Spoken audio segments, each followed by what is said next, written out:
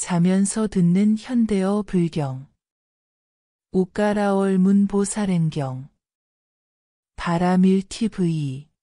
나는 이렇게 들었다. 어느 때 부처님께서는 왕사성 영취산에서 1250명의 큰 비구들과 5000명의 보살들과 함께 계셨는데 그 보살들은 모두 신통력을 지녔으며 모든 큰 성인들은 모두 총지를 얻었고 뛰어난 말솜씨로 막힘이 없었다. 그들의 이름은 사자보살, 사자의 보살, 성락보살, 도어보살, 대어보살, 광수보살, 광정보살, 저기보살, 인면보살, 개화인보살, 상응보살, 자시보살, 문수사리 등 60명의 현자와 모든 5000보살로서 모두 뛰어났으며 범천왕, 제석천과 사천왕천의 모든 왕과 용왕신 등 헤아릴 수 없이 많은 수였다.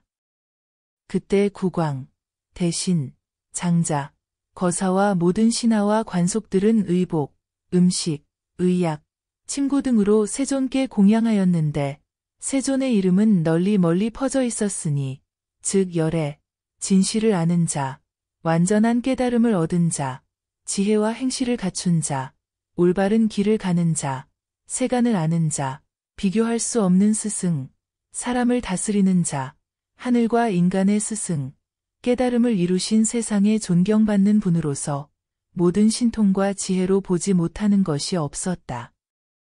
열애께서는 10가지 힘과 4가지 두려움 없음과 18가지 부처님만이 가진 특별한 법을 갖추셨고 큰 자비를 버리지 않고 대비심을 패하지 않으시어 지혜의 눈과 부처의 눈을 갖추고 변화가 무궁하셨다. 신통의 변화와 설법의 변화와 교화의 변화가 무궁하여 마음만 내면 삼천대천세계의 성과 강, 수미산과 용신의 천공, 철위산과 도랑, 구덩이, 수목과 나라, 도시, 촌락들로 하여금 한 털구멍에 있게 하되 겁에서 다시 한 겁을 지나도록 하셨다. 그때 왕사성 안에 발타, 번역하여 인연이라고 함, 라는 환사가 있었다. 그는 경전에 밝고 술법을 알며 환수를 통달하고 만드는 솜씨가 교묘하여 많은 사람들이 좋아했으며 마음대로 재주를 부려 이름이 멀리 퍼졌었다. 그 마갈타국의 다른 환사들은 모두 그에게 미치지 못하여 어디를 가나 그가 최고였다. 진리를 본 청정한 남녀로서 깨달음을 얻은 사람들을 제외하고는 모든 사람들은 모두 그에게 홀리고 그의 말에 모두 미혹되어 그 미증유의 법을 따랐으며 이 환술로 온갖 이익을 얻었다. 환사인연은 부처님의 이름이 열애, 진실을 아는 자, 완전한 깨달음을 얻은 분으로서 널리 퍼진 것을 듣고는 혼자 생각했다. 나는 마갈타의 사람들과 모든 마을과 성한 사람들을 다 교화하였으며 모두 내 가르침을 받는다. 그러나 오직 사문구단만은 교화하지 못했고 또 그 제자들도 시험해 보지 못했다. 나는 과연 시험에 그를 현혹시킬 수 있을까? 만일 그렇게 할 수 있다면 마갈타 사람들은 다 같은 마음으로 와서 나를 받들 것이다. 그리하여 인연은 본래의 능력을 믿고 부처님의 위엄을 빌려 왕사성을 나와 영취산에 이르러 부처님을 보았다. 그 광명은 해와 달보다 100천억 배나 더 밝고 깨끗하여 때가 없으며 광명이 멀리 비치고 머리 위에 빛은 마치 마니보석과 같으며 빛나기는 청정한 연꽃과 같고 범천의 8가지 음성을 뛰어넘는 음성으로 설법하여 널리 제도하였다.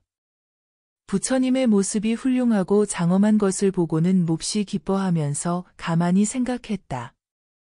나는 부처님이 신통의 지혜로 모든 것을 자세히 보는가 시험해 보리라.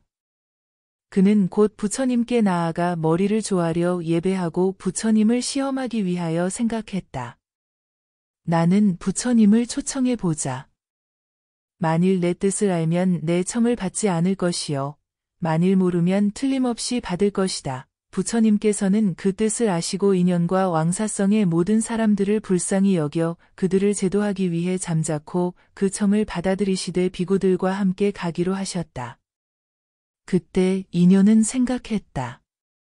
사문구담은 신통의 지혜도 없고 또한 모든 것을 두루 보지도 못하며 보지 못하기 때문에 지금 시험해 보리라. 그리하여 인연은 머리를 조아려 예배하고 부처님을 3번 돌고는 물러났다. 현자 대목걸련이 부처님께 여쭈었다. 저 환사인연은 간사한 마음을 품고 부처님과 비구들을 청하는데 왜 그것을 받으십니까? 부처님께서는 목걸련에게 말씀하셨다. 그대는 우선 잠자코 있으라. 열애는 모든 중생의 오랫동안의 미혹을 잘 아시고 그 때문에 평등한 수행으로 그들을 교화해 바로 세우는 것이다. 하늘과 인간 세상에 그 누구도 속임수로 나를 미혹하게 할 자는 없다. 열애는 음욕, 분노, 어리석음의 어지러움을 끊음으로써 다른 더러움이 없고 모든 속박을 없앴으며 80가지 번뇌를 떠나 불법의 지혜를 얻었다. 그러므로 3계의 나를 속일 사람이 없거늘 보잘것없는 환사가 어찌 나에게 비할 수 있겠는가? 열애는 모든 법이 환상임을 분명히 알아 스스로 최상의 깨달음을 이루고 모든 인간 세계와 그 근원을 부리고 교묘한 환의 허물을 다 부리기 때문에 인연은 결코 부처님의 환술과 같을 수 없어서 100배, 1000배, 무수억 배로 핑계하거나 비유할 수 없느니라. 부처님께서는 이어 말씀하셨다. 그대는 어떻게 생각하느냐?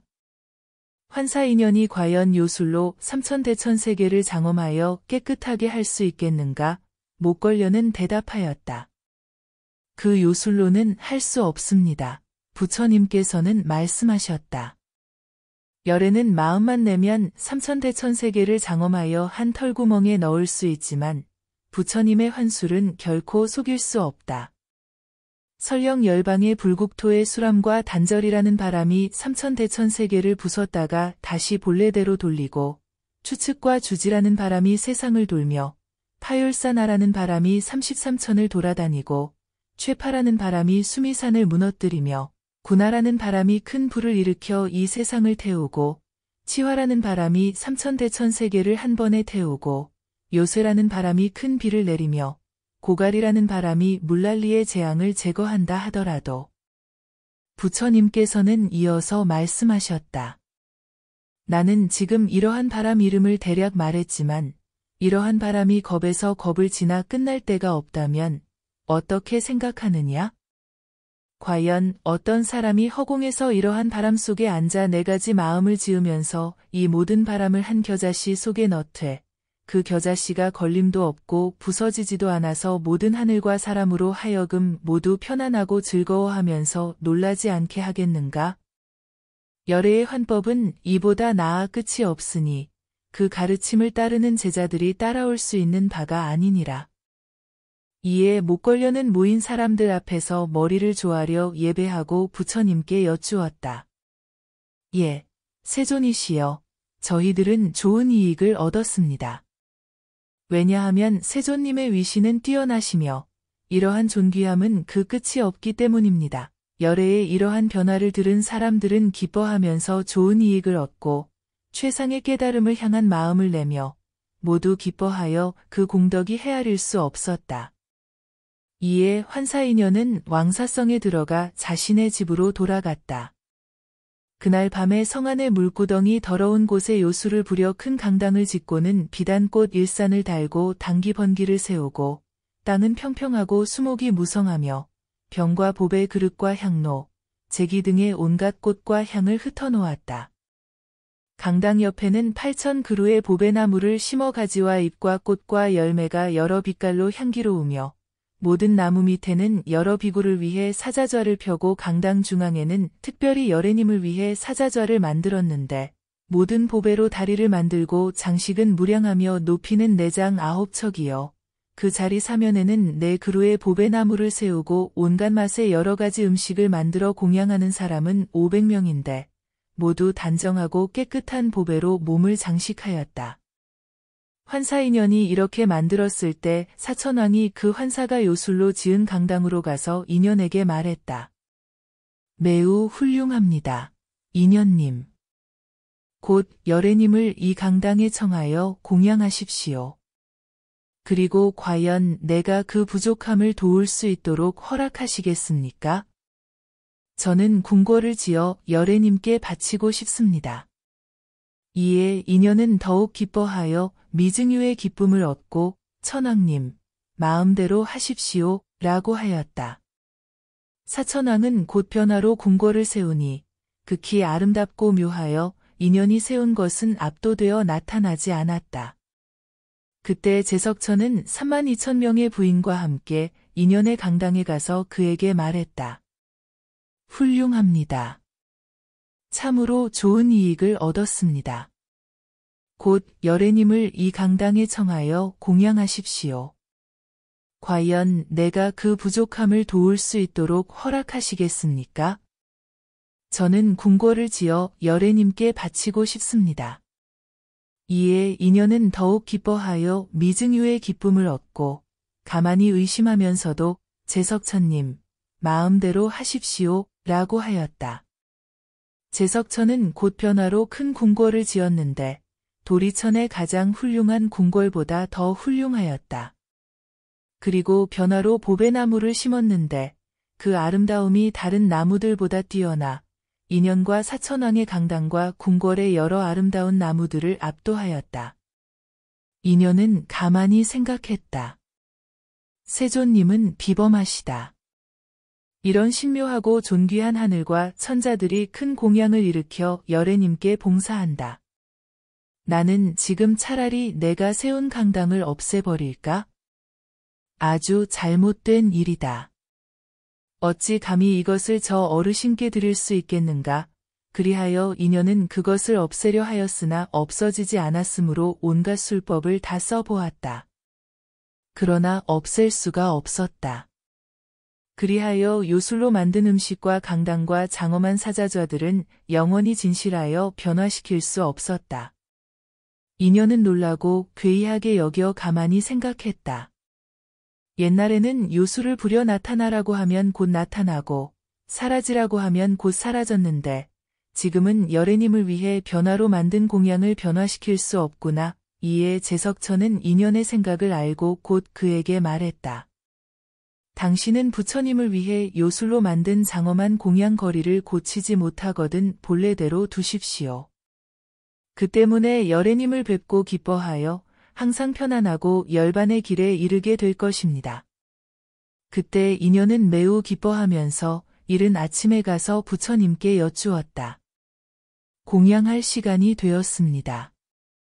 어서 와 주십시오. 이에 세존님께서는 가사를 입고 바루를 가지시고 보살과 비구 권속들에게 둘러싸여 인연의 장엄한 강당으로 가셨다. 부처님께서는 곧 신통력을 부려 인연이 요술로 만든 사자좌에 앉으시자 사천왕도 그들이 만든 궁궐의 사자좌에 앉으신 열애님을 보았다. 제석천은 가만히 생각했다. 열애님은 내가 신통력으로 만든 장엄한 자리에 앉으셨다. 그때 왕사성의 모든 법을 믿지 않는 무리와 잘못된 외도들은 교만한 마음과 화내는 마음을 버리고 모두 장엄한 강당으로 가서 오늘은 구담이 나타내는 신통력을 다 함께 보자 라고 하였다. 그리고 진리를 본 청정한 남녀들도 모두 기뻐하며 강당으로 가서 오늘 우리는 열애, 진실을 아는 자, 완전한 깨달음을 얻으신 분을 뵙고 그 사자후를 들으며 그 신통력을 보리라 라고 하였다. 이에 인연은 교만을 버리고 부처님 발에 머리를 조아리고는 부처님께 사죄하였다. 열애님, 저의 죄는 어리석음 때문입니다. 열애님을 어지럽히기 위해 요술로 이 음식을 만들어 공양하고 모신 것이며 저 사자좌도 모두 요술로 만든 것입니다. 그러나 마음으로 뉘우치고 이 환상을 없애려고 했습니다.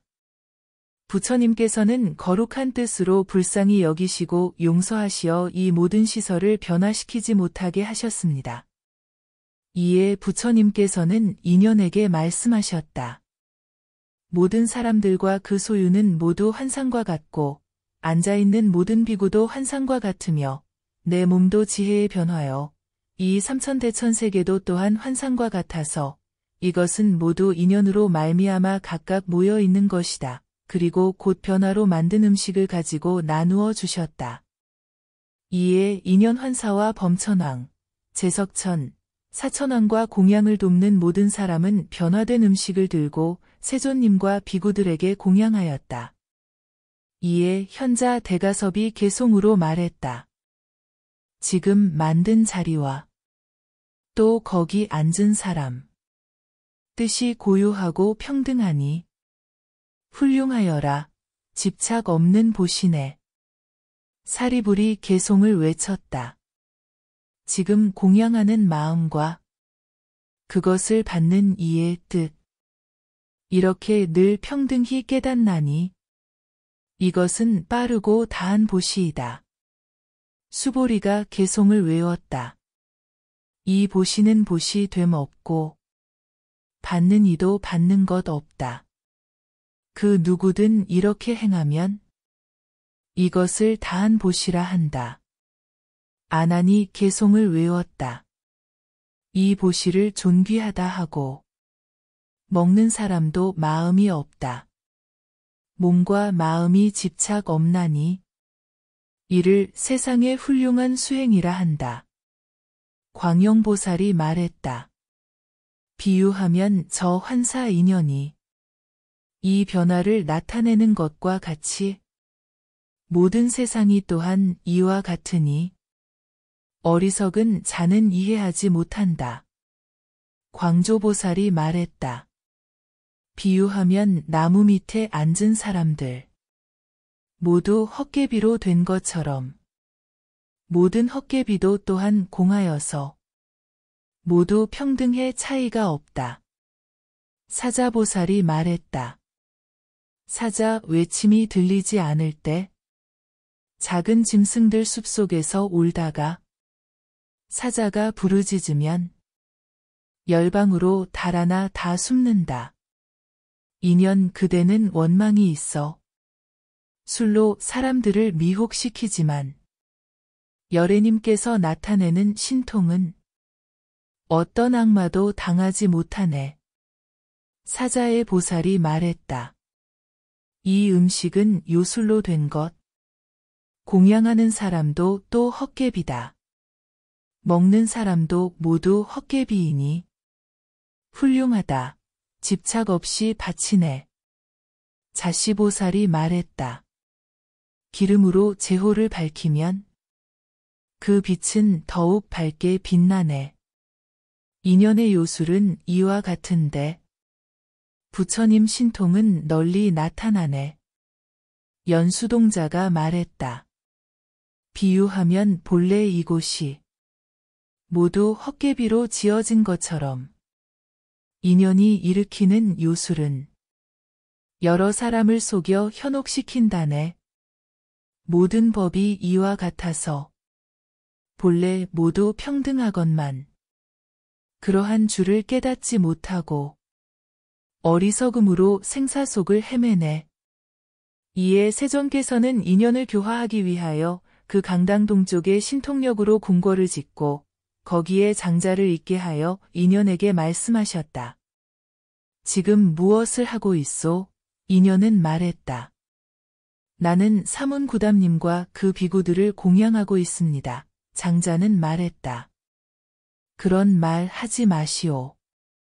지금 세존님은 비구들과 함께 아사세왕의 궁궐에서 공양하고 계시오. 그때 인연은 부처님의 위실력을 받들어 부처님과 비구들이 왕궁에서 공양하고 계시는 것을 보았다.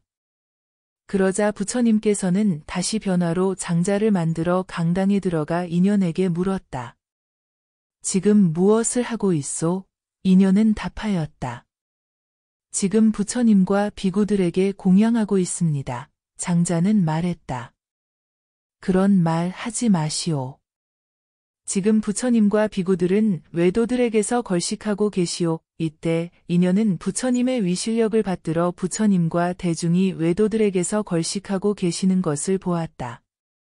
다시 장자는 인연에게 가서 물었다. 지금 무엇을 하고 있소? 인연은 말했다. 부처님과 대중에게 공양하고 있습니다. 장자는 말했다. 그런 말 하지 마시오. 부처님께서는 지금 기어기왕의 후원에서 사부대중을 위해 설법하고 계시오. 인연은 부처님의 위실력을 받들어 부처님께서 기억의 후원에서 설법하고 계시는 것을 보았다. 이때 제석천이 인연에게 말했다. 지금 무엇을 하고 있소? 인연은 대답했다. 나는 부처님과 대중에게 공양하고 있습니다. 제석이 말했다. 그런 말 하지 마시오. 지금 열애님은 도리천의 주야 나무 아래에서 천인들을 위해 설법하고 계시오. 인연은 부처님의 위실력을 받들어 부처님께서 도리천에서 천인들을 위해 설법하고 계시는 것을 보았다. 그리고 환사인연은 그 여러 나무 위를 보았다. 즉 가지와 잎과 꽃과 열매에 모두 보배 자리가 있고 열애님께서는 훌륭한 모습을 갖추시고 대중들에게 둘러싸여 변화로 된 사자좌에 계셨다. 사천왕과 제석천, 범천왕도 그 사자좌에 앉아 계시는 열애님을 보았으며 왕사성의 여러 거리와 골목과 집에서도 모두 열애님을 보았는데 그 모든 열애님 앞에서 인연이 잘못을 뉘우치며 스스로 발로 차는 것을 보았다. 그런데 그때 인연이 보는 것은 다만 열애님뿐이고 다른 것은 보지 못했다. 인연은 기뻐하여 곧 선한 마음을 내었고 기뻐함으로 불의 삼매를 얻었다가 그 삼매에서 일어나 합장하고 부처님께 개송으로 물었다. 나는 지금 봅니다. 부처님께서는 신통력으로 생각하자마자 여러 부처로 변화하시네. 그 수는 백천인데 그 한계를 다시 넘어 강의 모래 같으니 부처님도 그러하네. 나는 본래 자부하기를 환수를 널리 배워 이 세상에서는 나와 같을 사람이 없다 했네. 오늘에야 보오니 부처님의 신통력은 개교나 비유로도 견줄 수 없네. 지금 내 눈에 보이는 것, 다른 것은 안 보이고 오직 모든 부처님의 훌륭한 모습뿐이네. 그러므로 나는 지금 법왕님께 여쭙나니 이 부처님들은 몇 분인가? 말씀하여 주소서. 어떤 분께 봉사해야 제일의 공양이 되며 어떤 분께 보시해야 그 공덕이 가장 큰가? 어떤 것이 청정하여 보시를 받으시는 세존인가? 원하옵건대 말씀하시어 모두 고루 보게 하소서. 나는 지금 스스로 뉘우치나니 내가 저지른 모든 잘못들 내 몸으로 부처님 세상의 스승을 시험했네. 그 높으신 어른님을 공경하지 않았나니 이것은 스스로 원을 이루지 못함이네. 하늘들은 들었거니와 또한 저 제석천과 여기 모인 모든 사람들 모두에게 알리네. 그 때문에 나는 지금 보살의 마음을 내어 저 모든 중생들을 모두 해탈하게 하리. 나는 지금 모든 중생들 모두 초대하여 감로를 배불리 먹고 편안하게 하려 하네. 어리석음에 잠든 사람들 빨리 깨닫게 하고 기특한 저 지혜에 등불을 얻게 하리. 누가 능히 신통력을 부려 이와 같이 나타내어 그의 가르침을 듣고 안정하고 부드럽게 하리. 그 지혜는 막힘이 없고 진리의 행이 최고이며 그는 마음에 집착 없으니 진리의 뜻이 가장 높네. 원컨대 나를 위해 미묘한 가르침 말씀하소서. 어떤 어른을 받들어야 불도를 빨리 얻으리. 어떻게 하면 이와 같이 완전한 수행을 다 갖추어 어떤 제자도 미치지 못하게 되리. 집착 없는 그 수행과 덕이란 어떤 것이며 어떻게 그 뜻을 자세히 들을 수 있으리. 어떤 것이 즐거움과 예절과 경행이며 어떻게 태어남에 대한 의심이 없을 수 있을까? 어떻게 정진하고 듣기 싫어하는 마음 내지 않으며 어떻게 견고한 그 들음을 얻을까? 그 가르침을 어떻게 전하며 어떤 것을 빛나는 법이라 하고 사람을 비춘다 하는가? 어떻게 도를 베풀고 인자한 행을 얻으며 평등한 마음으로 어떻게 머물 수 있을까? 절이란 무엇이며 어디에나 다 있어서 모든 사람에게 자비심이 견고하리. 어떻게 선한 지식을 항상 받들어 배우며 어떻게 나쁜 벗을 멀리 떠나야 하리. 어떻게 하면 나아가 세존님을 뵙고 이미 만나 뵙고는 어떻게 공양할까? 어떤 수행을 하여야 훌륭한 제자가 되며 어떻게 배워 지혜를 얻을까? 어떻게 하면 계율이 청정하며 어떻게 하면 삼매를 얻을까? 무엇을 행하여 훌륭한 수행을 이루고 그릇된 길을 어떻게 버릴까? 어떻게 하면 도에서 그 뜻을 항복받고 악마의 욕심과 속박을 벗어날까? 어떻게 듣고 받아 가르침을 생각하며 그 마음이 중생들을 버리지 않을까? 어떻게 하면 모든 중생을 교화하며 굳건히 덕을 받들고 집착 없는 삶을 살 수 있을까? 어떻게 하면 사람에 대해 평등한 수행과 좋은 방법과 사랑하는 마음과 집착 없는 삶을 살 수 있을까? 어떻게 하면 신통력을 갖추며 무엇을 의지라 하고 깨달음을 향한 마음의 특별한 길이라 하는가? 어떻게 하면 모든 소원을 이루고 지혜의 가르침을 분별할 수 있을까? 뛰어난 말솜씨를 갖추고 심오한 뜻에서 물러나지 않으며 최고의 이치를 잘 알까?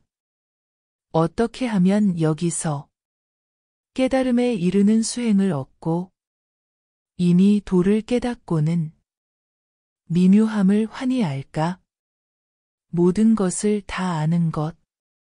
이것이 불도인데 거기에 굳게 머물러 물러나지 않을까? 원하옵건대 말씀하소서. 가장 묘한 이치와 모든 신통의 지혜와 바다와 같은 밝은 지혜를 세존님은 가엾이 여겨 나를 위해 말씀하소서. 나는 생각하고 깨달아 굳게 받들어 행하리. 이에 부처님께서는 환사인연을 위해 개송으로 말씀하셨다. 그 누가 모든 법이 가르침을 알면 그는 곧 억천만 부처를 교화하리라. 그 가르침은 능히 억천만 불국토에 이르러 가는 곳마다 억의 중생 제도하리. 그대 인연은 형체 없음으로써 형체를 나타내어 다함없는 수를 본다. 그것은 일어남도 없고 사라짐도 없으며 오는 것도 볼 수 없고 가는 곳도 또한 없다. 이와 같이 인연아. 저 부처와 스승은 부처의 모습과 비구를 변화로 나타내지만 그것은 오는 곳 없고 있는 곳도 보지 못하며 지혜로 생각할 수 없나니 이것이 부처님 신통이니라. 비유하면 요술과 같나니 그 원인은 하나이지만 코끼리와 말과 수레와 걸어 다니는 사람이 나타나지만 앉아 있는 사람도 없고 오는 사람도 없어서 이것은 뒤바뀐 일이건만 사람들은 진실이라 한다. 부처님도 이와 같아서 모습도 없고 형태도 없으면서 가지 않는 곳이 없다. 제 몸을 보는 사람, 그 있는 곳을 찾다가 깨달음을 얻으면 모든 생각을 없앤다. 부처님께서는 모습도 없고 형상도 없으며 생각을 내지 않고 볼 수 없는 것을 본다. 음성도 없고 말도 없으며 마음과 생각도 없고 모든 생각을 떠났다. 부처님의 깨달음, 진실로 있다고 하지만 과거, 현재, 미래가 모두 비어 일어나는 생각이 없다. 항상 생각을 내지 않고 본래 깨끗함을 보고 그에게는 법이 없고 그 덕은 모두 길하다. 부처님께서 내는 것은 본래 깨끗함이 무수하지만 그에게는 네 가지 요소가 없고 또한 번뇌도 없다. 그의 머무름은 움직임도 집착도 없어 밝게 알 수가 없다. 지혜의 눈으로 내가 깨닫는 것은 부처를 보기 위해서이다. 그 사람은 일찍이 세존을 보지 못했다. 보아도 봄이 없는 것, 진리를 보기 위함이니 비유하면 손을 들어 허공을 더듬는 것과 같다. 그대 인연이 보는 모든 부처님은 다 한 이치로서 평등한 마음이니라. 나 또한 그와 같고 다른 부처님도 다름이 없어 모든 올바른 지혜는 그 모습이 평등하다.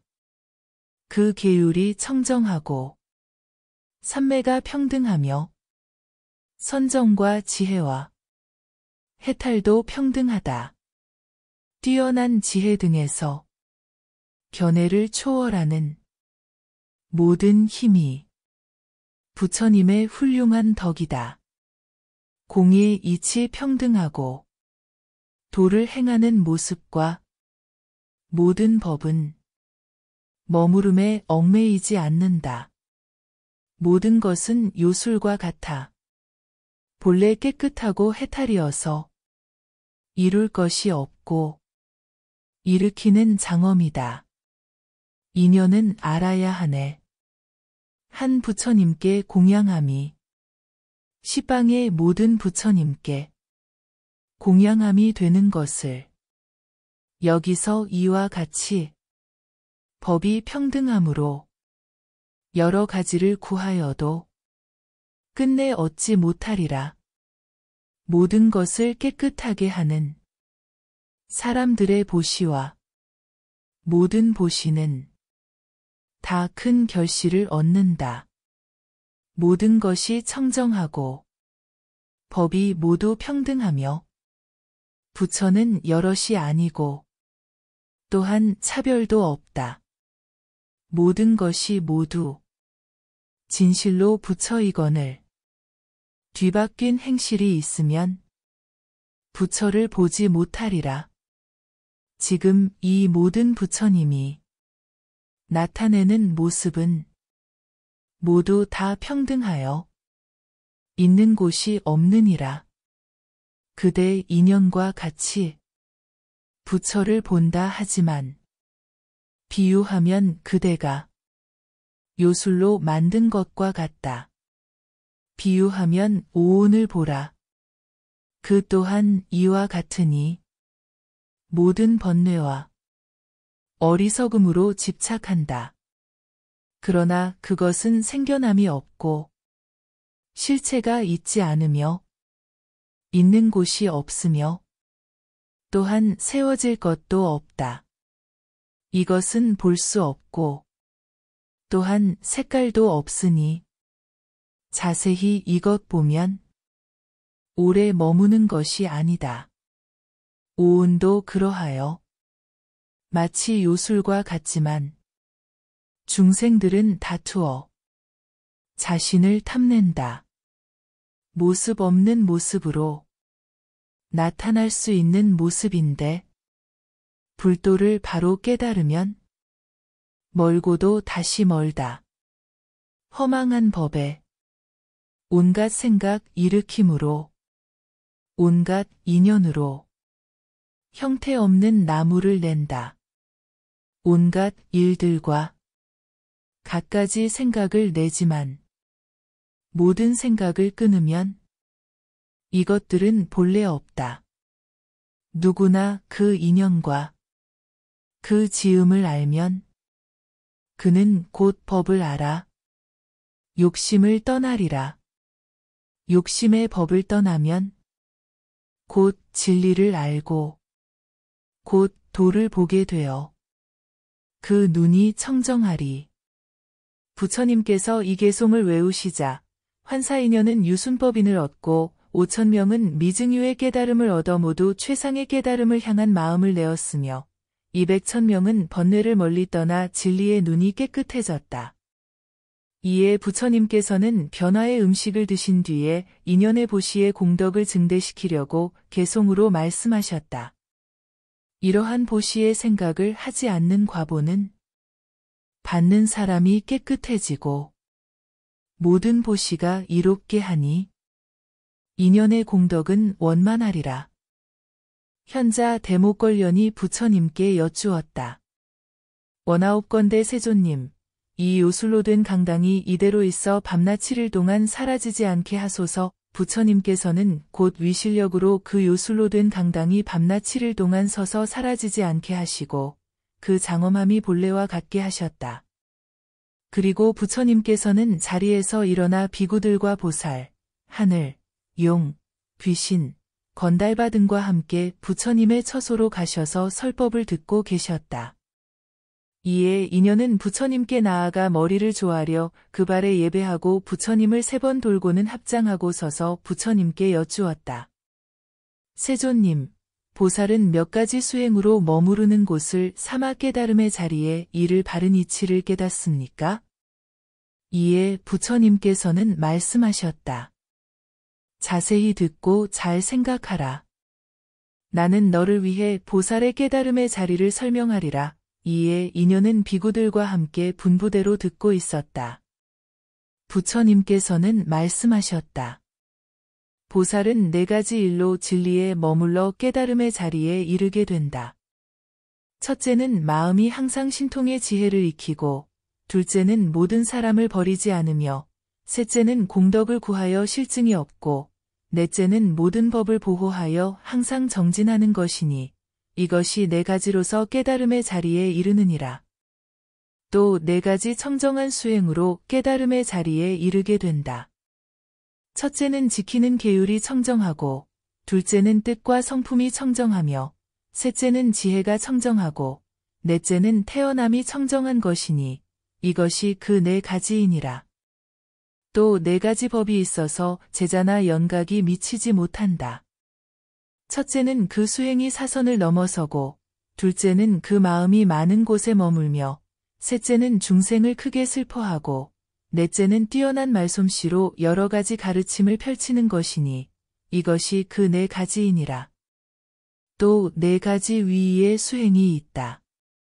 첫째는 한적한 곳에 있기를 좋아하여 시끄러움을 멀리하고, 둘째는 그 수행에 머물러 중생을 불쌍히 여기며, 셋째는 아첨하는 잘못된 수행이 없어 아무 곳에도 가지 않고, 넷째는 진리를 구하는 것이니 이것이 그 4가지이니라. 또 네 가지가 있어 물음에 막힘이 없이 끊임없이 말할 수 있다. 첫째는 신명을 아끼지 않고, 둘째는 마음이 항상 기뻐하며, 셋째는 교만을 버리고, 넷째는 항상 진리를 받들어 행하는 것이니 이것이 그 네 가지이니라. 또 네 가지가 있어 수행이 완전하다. 첫째는 항상 때를 알고, 둘째는 남이 기뻐하는 것을 따라 가르치며, 셋째는 항상 부끄러워할 줄 알고, 넷째는 만족함을 아는 것이니 이것이 그 네 가지이니라. 또 네 가지가 있어 뜻과 행실이 평등하다. 첫째는 남의 요청에 따라 삼가 가르치고, 둘째는 원하는 큰 지혜를 응하는 대로 가르치며, 셋째는 남의 잘못을 말하지 않고, 넷째는 단점을 말하는 사람을 보고도 자비심으로 대하며 원한을 맺지 않는 것이니 이것이 그 네 가지이니라. 또 네 가지로 이름과 덕을 갖추어 모두가 듣고 안다. 첫째는 스스로도 깊은 지혜를 배우고 또 남을 가르쳐주며, 둘째는 누가 와서 물으면 모두 가르쳐 의심을 풀어주며, 셋째는 바른 법을 항상 보호하고, 넷째는 부처님의 뜻과 힘은 다함이 없는 것이니 이것이 그 네 가지이니라. 또 네 가지 일이 있어서 많이 들어 견고하고 충실해진다. 첫째는 법을 들으면 바로 이해하고, 둘째는 들은 법을 들은 뒤에는 즐거워 집에 있기를 원하지 않고, 셋째는 법을 들은 뒤에는 다른 사람들을 위해 널리 열어 설법하고, 넷째는 법을 들은 뒤에는 성현의 가르침을 일으키고 불도를 향하는 것이니 이것이 그 네 가지이니라. 또 네 가지 일이 있어서 경전을 강설하면 훌륭한 수행이라 한다. 첫째는 먼저 여러 일에 힘쓴 뒤에 몸을 유지하기 위한 음식을 받으며, 둘째는 이익을 얻으니 옷을 입고, 밥을 먹고, 자리에 눕고, 약을 먹고, 욕망을 항복받는다. 셋째는 밤낮으로 법을 즐기고 모든 하늘에게 보호받게 된다. 넷째는 다른 사람을 가볍게 여기거나 희롱하지 않나니 이것이 그 네 가지이니라. 또 네 가지 일이 있어 눈부시게 빛나며 몸이 자유로움을 얻나니, 첫째는 욕망이 적고, 둘째는 만족할 줄 알며, 셋째는 미묘하고 부드러우며, 넷째는 몸이 저절로 법을 받드니 이것이 그 네 가지이니라. 또 네 가지 일이 있어 밝은 지혜의 이익을 얻고 법을 설함에 막힘이 없으니, 첫째는 생사의 두려움을 없애고, 둘째는 세상에서 공양받는 이익을 구하지 않으며, 셋째는 항상 다른 사람을 보호하고, 넷째는 항상 진리에 머물기를 원하니 이것이 그 네 가지이니라. 또 네 가지 일로 반복하여 과보의 선과 악을 안다. 첫째는 사람을 교화하여 도를 향한 마음을 내게 하고, 둘째는 성취한 공덕을 잃지 않으며, 셋째는 스스로 공경하여 미래의 부처님을 맞이하기를 생각하고, 넷째는 항상 절의 스승에게 나아가는 것이니 이것이 그 네 가지이니라. 또 네 가지 일로 자비심을 파괴하지 않는다. 첫째는 인내의 힘을 갖추고, 둘째는 남의 권속을 유혹하지 않으며, 셋째는 큰 슬픔을 버리지 않고, 넷째는 죄와 복의 인연을 모두 벗어나 도를 향한 뜻을 두는 것이니 이것이 그 네 가지이니라. 또 네 가지 일로 사랑의 수행을 익힌다. 첫째는 항상 남과 화합하고, 둘째는 성품과 행실이 부드러우며, 셋째는 그 수행이 원만하고, 넷째는 차츰 진리에 가까이 가는 것이니 이것이 그 네 가지이니라. 또 네 가지 일로 그가 악한 스승임을 안다. 첫째는 남에게 조그만 도를 가르치고, 둘째는 남을 시켜 보살의 마음을 파괴하며, 셋째는 명성을 구하게 하여 좋지 못한 법을 더욱 늘리고, 넷째는 공덕의 선한 법을 멀리 떠나게 하나니 이것이 그 네 가지이니라. 또 네 가지 일이 있어 모든 부처님과 만나게 된다. 첫째는 그 마음이 한결같고, 둘째는 항상 모든 부처님의 공덕을 말하며, 셋째는 청정한 계율을 받들고, 넷째는 성품이 본래의 소원을 버리지 않는 것이니 이것이 그 네 가지이니라. 또 네 가지 일이 있어 그 덕행을 칭찬하고 보살과 부처님을 공양하되 게을리하지 않는다. 첫째는 공양받는 부처님께서는 가장 높은 스승이요, 둘째는 나를 보는 사람은 내 행실을 본받으며, 셋째는 열애님을 보고는 진리를 향한 뜻이 견고해지고, 넷째는 32가지 위대한 사람의 모습과 그 공덕의 근본을 보는 사람으로 하여금 좋은 방법을 이루게 하는 것이니 이것이 그 네 가지이니라. 부처님께서는 장자에게 말씀하셨다. 제가 보살은 이러한 이치와 이러한 행실과 이러한 믿음으로 집에서 수행해야 하느니라. 그때 우가 장자와 모든 가라얼은 다 함께 큰 소리로 여쭈었다. 참으로 천중천께서는 비할 데가 없으십니다. 열애께서는 제가의 더러움과 악마의 행과 출가의 공덕과 명예를 잘 말씀하셨습니다. 그렇습니다. 세존이시여, 저희들도 제가의 번뇌를 직접 보았고 출가의 공덕과 수행은 헤아리기 어렵습니다. 저희들도 세존을 따라 법을 받기 원하며 머리와 수염을 깎고 비구가 되어 삼가 큰 계율을 받고자 하나이다. 부처님께서는 말씀하셨다. 출가하기는 매우 어렵다. 항상 오직 계율을 수호하여 결함이 없게 해야 한다. 장자들은 여쭈었다. 세존이시여, 출가에는 어떤 어려움이 있나이까? 열애께서는 저희들을 가엾이 여기시어 수염과 머리를 깎고 큰 계율 받기를 허락해 주소서. 저희들은 삼가 그 가르침을 받들겠나이다. 부처님께서는 곧 허락하시어 수염과 머리를 깎게 하셨다. 그리고 부처님께서는 미륵보살과 재행청정보살에게 말씀하셨다. 저 장자들을 너희들에게 부탁하여 그 수염과 머리를 깎게 하노니 이 장자들은 곧 스승과 같이 되리라. 미륵보살은 곧 1200명의 장자들을 위해 그 수염과 머리를 깎고 재행청정보살도 1200명의 장자들을 위해 그 수염과 머리를 깎았다. 부처님이 제가 보살의 계율과 덕의 수행에 대한 품을 말씀하실 때 1200명은 모두 최상의 깨달음의 길을 향한 마음을 내었고 2500명의 보살은 음향을 이해하는 지혜를 얻었으며 4000명의 하늘과 사람은 유순한 법의 지혜를 얻었다. 만족에 대한 가르침. 그때 우가 장자는 부처님께 여쭈었다. 열애, 집착 없음, 바른 깨달음을 얻으신 분께서는 제가 보살의 선과 악, 그리고 대승의 수행인 보시, 지계, 인욕, 정진, 일심, 지혜를 말씀하셨습니다. 원하옵나니 세존께서는 다시 출가하여 수염과 머리를 깎는 보살의 수행과 지계, 정진, 지혜, 만족의 덕을 말씀해 주소서. 천중천이시여, 출가보살은 어떻게 수염과 머리를 깎고 법률을 받들어 행해야 하며 무엇을 출가라 하고 그 마음이 변함이 없으며 그 수행을 바꾸지 않고 또한 맞이하여 예를 거슬러 합장을 구하지 않는 것이라 합니까? 부처님께서는 말씀하셨다. 훌륭하고 훌륭하다. 장자여, 열애에게 출가보살이 수염과 머리를 깎는 완전한 수행을 묻는구나. 부처님께서는 이어서 말씀하셨다. 장자여, 자세히 듣고 잘 생각하라. 예, 세존이시여. 우가 장자는 분부를 받고 들었다. 부처님께서는 말씀하셨다. 출가보살은 이렇게 생각해야 한다. 즉, 무엇 때문에 나는 출가하여 수염과 머리를 깎는가? 라고. 그리고 다시 생각하기를 나는 불법을 완성하기 위해 출가하여 수염과 머리를 깎는 것이다 라고 해야 한다. 그리하여 항상 지혜와 집착 없음에 정진하기를 생각하되 머리에 붙은 불을 끄는 듯 해야 한다. 그리고 출가해서는 곧 성현의 가르침 안에 머물면서 이렇게 만족을 알아야 하며 만족을 명문이라 한다.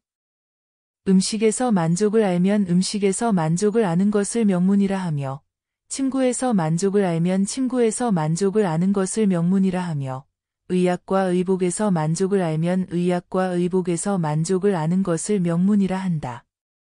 장자여, 이것을 성현의 수행이라 하며 이 가운데 서서 불법을 이루는 것이 이른바 성현의 수행이니라.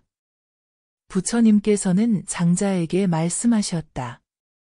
출가보살에게는 옷을 입고 만족을 아는 10가지 수행이 있다. 그 10가지란 첫째는 옷을 입고 항상 부끄러워하는 것이요. 둘째는 가사를 입고는 애욕을 단속하나니 집착이 없기 때문이며, 셋째는 수행자의 옷을 위해 탐욕이 없고 생각함이 없게 하는 것이며, 넷째는 가사옷을 갖추고 모든 하늘과 세상 사람을 돕는 것이요. 다섯째는 가사를 입는 이유는 마음이 쾌락을 좋아하지 않고 쾌락에 익숙해지지 않기 위해서며, 여섯째는 좋은 방편으로 모든 음욕의 집착을 없애는 것이요. 일곱째는 만족을 아는 것은 선의 근본이 되기 때문에 이 옷을 받는 것이며, 여덟째는 모든 악을 버리고 선의 인연이 되는 것이요. 아홉째는 성현의 가르침에서 물러서지 않고 일심으로 정진하는 것이며, 열째는 나로 하여금 열심히 끝까지 가사를 입게 하는 것이다. 장자여, 이것이 10가지로서 출가보살이 가사를 입고 만족하는 수행이니라. 다시 10가지가 있으니 목숨이 다하도록 걸식을 행해야 한다. 그 10가지란, 첫째는 스스로 지혜와 덕이 있어 남을 의지하지 않고, 둘째는 누가 내게 음식을 주면 먼저 삼보에 감사한 뒤에 그 음식을 받으며, 셋째는 누가 내게 음식을 주지 않으면 나는 그에게 큰 슬픔을 일으키고, 넷째는 누가 내게 보시하면 나는 그것을 먹고 정진하여 이루는 것이 있어야 하며, 다섯째는 열애의 가르침을 잃지 않고, 여섯째는 발심할 때 일심으로 만족을 알게 하며, 일곱째는 교만한 행동이 없고, 여덟째는 이 공덕으로 남에게 존경받는 사람이 되며, 아홉째는 누가 나를 보면 그도 내 배움을 본받게 하고, 열째는 남자나 여자나 어른이나 아이가 내게 보시하면 나는 그들에게 마음이 평등하고 오로지 모든 지혜를 이루려 하는 것이니라. 장자여, 이것이 10가지로서 출가보살은 음식을 함부로 버리지 않는다. 만일 아는 사람이 있으면 기쁘게 하고 후회하지 않게 하며, 어디로 가나 바람처럼 자유로워야 하겠거늘 하물며 내게 집착함이겠는가? 그리고 아첨이 없으며 음식이 있는 곳에서는 내게도 유익하고 남의 소원도 이루게 해야 하느니라. 부처님께서는 말씀하셨다. 나는 허락하여 걸식하게 하리라. 보살은 풀자리에 있거나 나무 밑에 있거나 무덤 사이에 있거나 10가지 계율을 지켜야 한다. 그 10가지란, 첫째는 이미 모든 내 소유라는 생각을 끊고, 둘째는 나도 없고 내가 받는 것도 없으며, 셋째는 한가히 있으면서 문을 열고 평상에 앉고, 넷째는 애욕의 모든 집착을 멀리 떠나며, 다섯째는 조금 구해도 집착이 없이 덕의 근본을 생각하고, 여섯째는 신명을 아끼지 않고 다만 한가히 있기를 즐기며, 일곱째는 모든 모임을 아주 버리고, 여덟째는 지은 죄를 다 소멸시키며, 아홉째는 일심삼매에 더러움이 없고, 열째는 공을 생각하면서 드나들 때나 뜻을 지킴이니라. 장자여, 이것이 그 10가지이니, 출가보살은 나무 밑에 있거나 풀자리에 앉았거나, 만일 여러 법회에서 스승인 화상이나 병문안 오는 사람이 절에 오면 몸소 맞이하여 나아가되, 몸과 마음을 써서 마땅히 함께 가야 하며, 만일 경전을 외우는 사람에게 배우러 가면 모든 지혜를 다 이해하며, 절의 방에 있으면서 고요히 생각한다. 왜냐하면 한가히 있는 사람은 항상 정진하여 법을 구하되, 모든 소유는 나가 아니라 생각하고 모든 법은 남을 위함이라 생각하기 때문이다. 부처님께서는 말씀하셨다. 출가보살은 약을 쓸 때 10가지 일이 있다. 그 10가지란, 첫째는 나는 열애의 지혜를 얻으리라 하고, 둘째는 남에게서 부족함을 취하지 않으며, 셋째는 더럽고 깨끗하지 못한 생각을 되풀이하지 않고, 넷째는 나는 청정하게 살리라 하며, 다섯째는 모든 욕심의 맛을 되풀이하지 않으면서 온갖 집착을 버리고, 여섯째는 나는 범부들보다 다르리라 하며, 일곱째는 모든 좋은 맛이 저절로 내 앞에 나타나리라 하고, 여덟째는 악으로 모든 번뇌를 끊으며, 아홉째는 스스로의 모든 견해의 집착을 끊고, 열째는 모든 병을 빨리 고쳐 편안함을 얻는 것이니, 장자여, 이것이 그 10가지로서 출가보살은 목숨이 다하도록 약을 써야 하느니라. 한적함에 대한 가르침. 다시 장자여, 출가보살이 한가하게 살 때는 이렇게 생각해야 한다. 나는 무엇 때문에 한적한 곳에서 수행하는가? 그리고 다시 생각한다. 다만 한적한 곳에 있는 것만이 수행자는 아니다. 왜냐하면 저 한적한 곳에는 올바르지 못한 수행과 완전하지 못한 수행과 규칙이 없고 의리가 없는 자가 많이 있으니 이른바 크고 작은 사슴과 날아다니는 새들과 벌레와 여우와 원숭이, 야인, 마후라가, 사냥꾼 등은 수행자라 할 수 없다. 내가 필요하여 한적한 곳에 있는 것은 이러한 소원을 이루기 위해서이니 이른바 수행자의 길이다. 장자여, 어떤 것이 출가보살의 수행자의 길인가?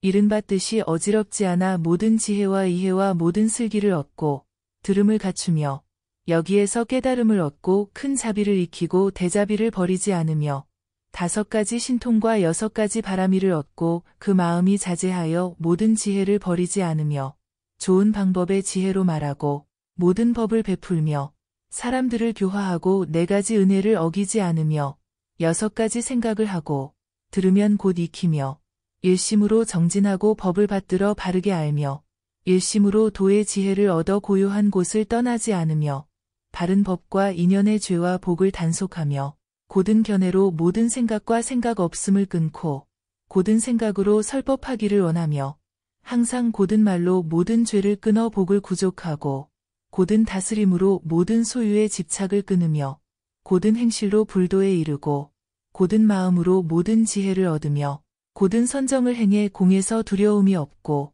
생각 없음을 행하여 나에게 원함도 없고 일으킴도 없으며 진실한 마음으로 경전의 이치를 옹호하며 법의 뜻도 떠나지 않거니와 또한 사람도 없나니 장자여 이것이 출가보살의 수행자의 길이니라.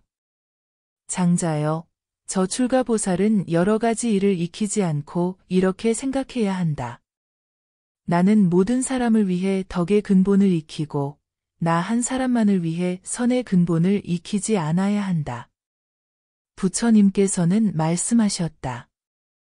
장자여, 출가보살은 마땅히 4가지 일을 익혀 열애에 아는 바가 되어야 한다.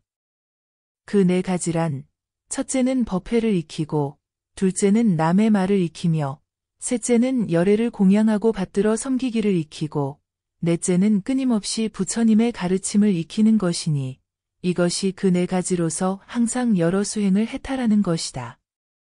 만일 한적한 곳에 있으면 이렇게 생각해야 한다. 나는 무엇 때문에 한적한 곳에 있는가? 다시 이렇게 생각해야 한다. 나는 두려움 때문에 여기 왔다.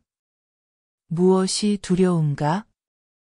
모임과 음욕, 분노, 어리석음을 익힘이 두렵고 뽐냄과 분노와 교만과 남을 해치려는 마음이 두려우며 탐욕과 질투가 두렵고 색깔, 소리, 냄새, 맛, 감촉 등의 생각이 두렵고 몸의 악마, 욕심의 악마, 죄의 악마, 하늘의 악마가 두렵고 실체가 없는 것을 실체라는 생각이 두렵고 괴로움을 즐거움이라는 생각이 두렵고 실체가 없는 것을 실체로 여기는 생각이 두렵고 나가 없을 때 나가 있다는 생각이 두렵고 나에 집착하는 마음이 두렵고 의심과 바르지 않은 생각, 망설임, 음탕함이 두렵고 악한 지식이 두려우며 애욕과 어리석음이 두렵고 마음과 뜻과 지식이 고르지 못함이 두렵고 모든 집착과 구함이 두렵고 스스로 몸을 보는 것이 두려우며 재물과 모든 색깔이 두렵고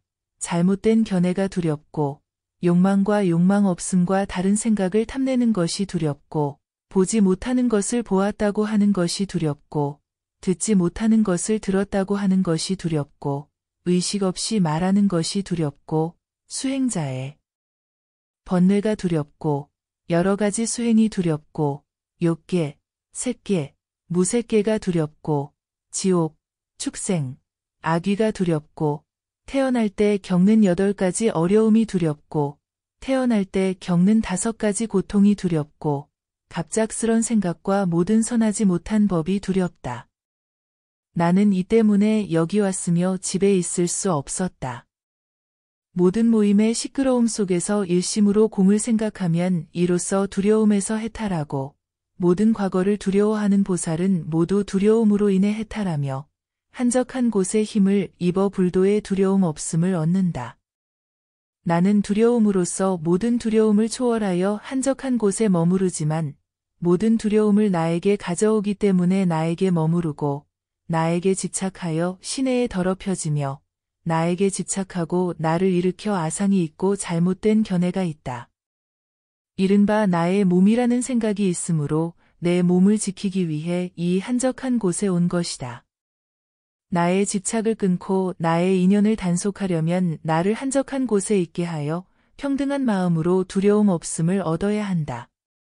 한적한 곳에 있는 사람은 나라는 생각이 없고 한적한 곳에 있는 사람은 남이라는 생각이 없으며 한적한 곳에 있는 사람은 얻는다는 생각이 없고 한적한 곳에 있는 사람은 스스로 자신의 모습을 보는 일이 없으며 한적한 곳에 있는 사람은 머무름을 구하는 생각이 없고 한적한 곳에 있는 사람은 열반이라는 생각이 없거늘 하물며 음욕의 생각이 있겠는가? 그러므로 한적한 곳이라 하는 것이다. 또 4가지 일이 있어 뛰어난 말솜씨를 얻는다. 첫째는 다른 스승의 설법을 듣고는 그 단점을 구하지 않고, 둘째는 법의 뜻을 듣고도 뽐내지 않으며, 셋째는 스스로를 칭찬하지 않고, 넷째는 지혜가 적고 배우지 못한 사람을 보아도 업신여기지 않는 것이니, 이것이 그 4가지이니라. 또 4가지 일이 있어 물러서지 않는다. 첫째는 음욕과 분노와 어리석음에서 물러나지 않고, 둘째는 중생의 수행에서 물러나지 않으며, 셋째는 모든 선하지 못한 법에서 물러나지 않고, 넷째는 최상의 깨달음을 아는 데에서 물러나지 않는 것이니, 이것이 그 4가지이니라. 또 4가지 일이 있어 깊은 뜻을 안다.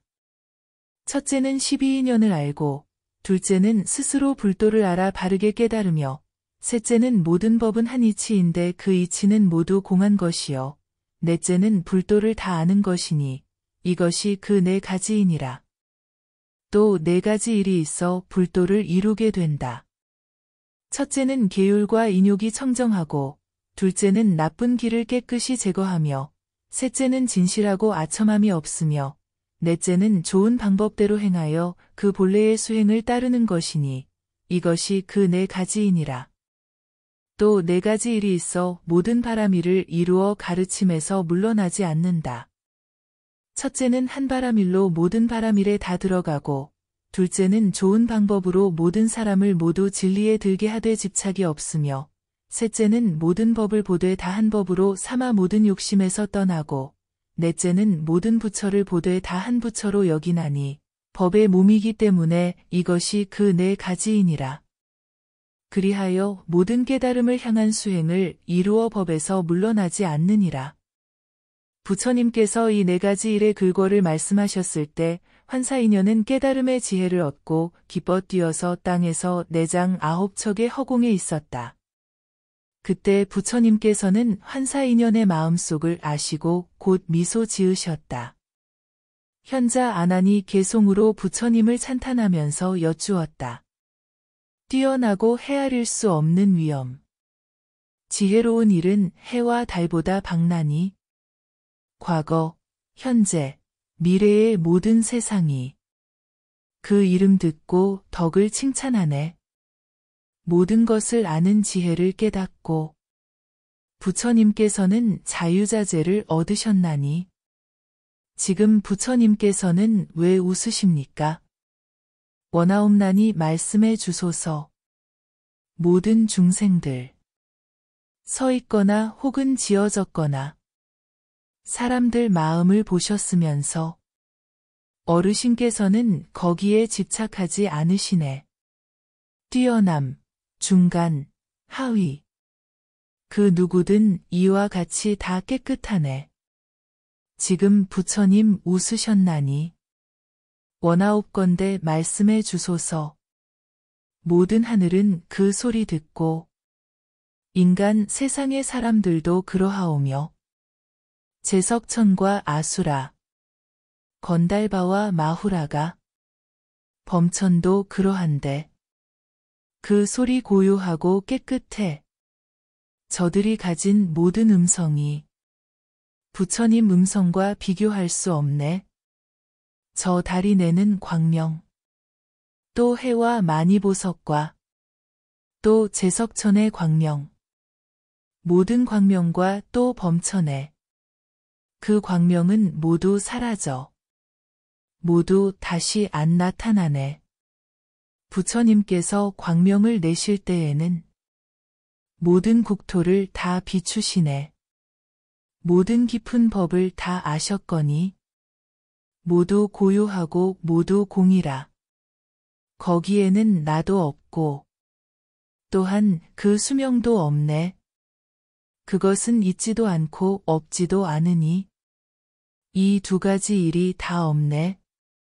세존께서는 세상을 다 복되게 하고 논이시는 모습은 달빛 같으니 여기에 대해 마음을 내고 뜻을 세워서 묘한 도를 따르네. 지금 그 누가 불도에서 안정하고 진리에 살기에 그 때문에 사람 몸을 받아 부처님께 귀의합니까? 훌륭하십니다. 원하옵나니 지금 웃으신 뜻 말씀하소서. 부처님의 말씀하신 뜻 청정하니 저 제자들을 위함이요. 부처님은 모든 사람들의 안온함을 위해 그 광명의 해를 두루 비추네. 저 모든 이들을 위해 깨달음을 구하는 사람의 뜻을 말씀하시고 혹은 부처를 구하거나 아주 묘한 법을 뜻하는 사람에게 말씀하소서.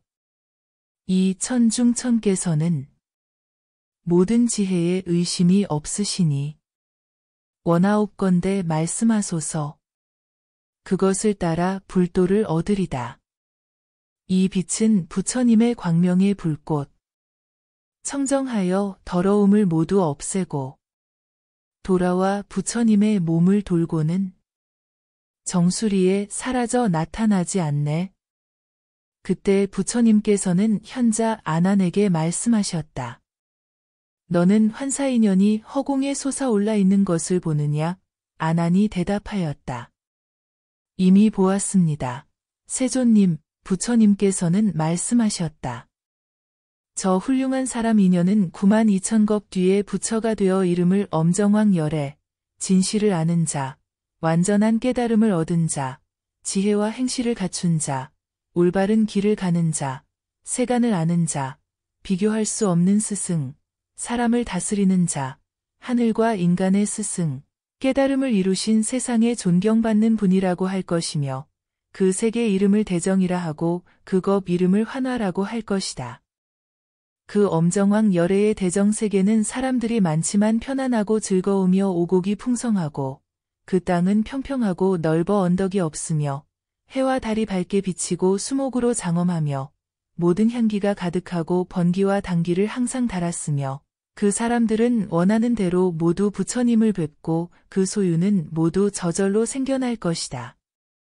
비유하면 둘째 도리천 위의 칠보 궁궐과 같아서 그 나라 사람들은 모두 국토의 편안함을 볼 것이며 그 불국토에 나는 사람은 모두 최상의 소원을 구하고 대승을 뜻할 것이다.